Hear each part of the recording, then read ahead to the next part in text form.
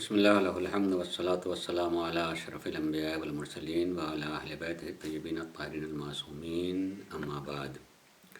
روزے کے احکام۔ اب تک جو بیان ہو اس بیان میں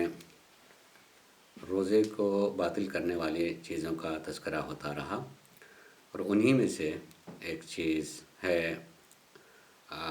قے کا ہونا یا قے کرنا۔ دو طریقے سے بولا جائے، کسی نے قے کی، کسی کو قے آ گئی۔ قے آنے کا مطلب ہوتا ہے کہ اس میں اختیار نہیں ہے، بلا اختیار قے ہو گئی ہے، اور ایک یہ ہے کہ کسی بھی وجہ سے قے کرنا پڑے جان بوجھ کر کے، تو دونوں میں فرق ہے۔ اگر کوئی شخص جان بوجھ کے قے کرتا ہے یا کسی بیماری کی وجہ سے قے کروانا پڑے کہ مثلا جو چیز پیٹ چلی گئی اس کو نکالنا ہے، قے کروانا پڑے، تو اگر جان بوجھ کر کے عمدن قے کی جائے تو اس سے روزہ باطل ہو جاتا ہے، بعد میں اس کے قضا کرنی ہوگی۔ لیکن اگر قے ہو جائے تو قے ہونے سے روزہ باطل نہیں ہوتا ہے، الا یہ کہ بہت بڑی ہو اور اس سے پھر ایک بیماری کا بھی مسئلہ ہو کہ اگر کوئی دوا وغیرہ چیز نہ کھا جائے تو مثلا اور بھی کچھ بیماری بڑھ سکتی ہے، ایسی صورت میں روزہ صحیح نہیں ہوگا۔ لیکن کیوں ہی قے ہو جائے تو قے ہو جانے سے روزہ باطل نہیں ہوتا ہے۔ البتہ اس چیز کو ذہن میں رکھنا چاہیے کہ معمولاً ماہ رمضان میں جب سحری کے لیے اٹھتے ہیں تو ایک اندر سے خوف ہوتا ہے کہ اگر کم کھایا تو مثلاً طویل روزہ ہے، کسی وقت بھوک لگ سکتی ہے، اس لیے زیادہ کھا لیتے ہیں۔ ایسی صورت میں ایک چیز ہو سکتی ہے کہ آدمی کو پتہ ہو اپنی عادت کا یا اپنے تجربے سے پتہ ہو کہ اگر میں فلاں چیز کھا لیتا ہوں یا اتنی چیز زیادہ کھا لیتا ہوں تو یقیناً قے ہوتی ہے، چاہے فوراً یا 1-2 گھنٹے کے بعد قے ہوگی۔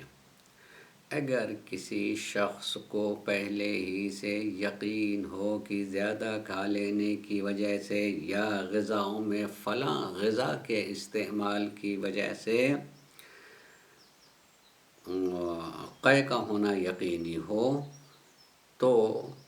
اس یقین کے باوجود بھی آدمی اتنا زیادہ کھائے یا وہ چیز کھا لے جس کے کھانے سے قے ہوتی ہے، تو پھر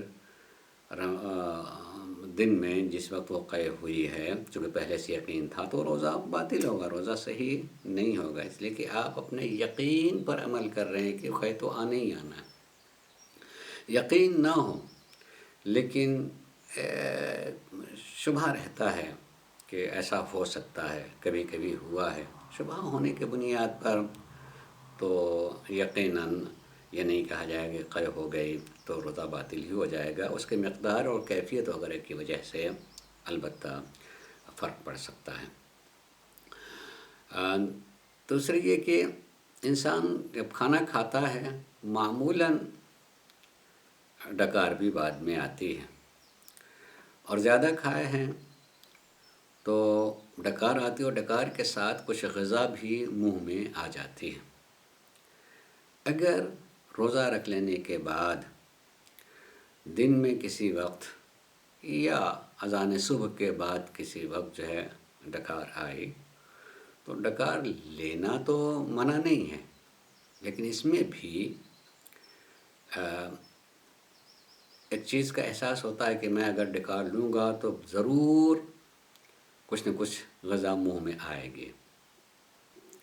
یا بہت تیکھی قسم کی، تیز قسم کی غذا کھائی ہے جس میں مثلا مرچ ہے، یا مثلا اس کے برخلاف مٹھاس کھائی ہے، اس کے تیکھے پن کی کڑواہٹ یا مٹھاس منہ میں زیادہ آئے گی۔ یقین ہے تو ایسی صورت میں انسان کو چاہیے کہ وہ ڈکار لینے سے اپنے کو بچائے، اور اگر یقین نہیں ہے ڈکار لے اور کچھ منہ میں آ جائے تو منہ میں آنے کے بعد اس کو باہر پھینک دینا چاہیے، الا کہ بلا اختیار اندر چلی جائے تو روزے پہ کوئی فرق نہیں پڑتا ہے۔ اللہ ہم سب کو احکام کو سمجھ کر کے اور جان کر کے ان پر عمل کرنے کی توفیق عنایت فرمائے۔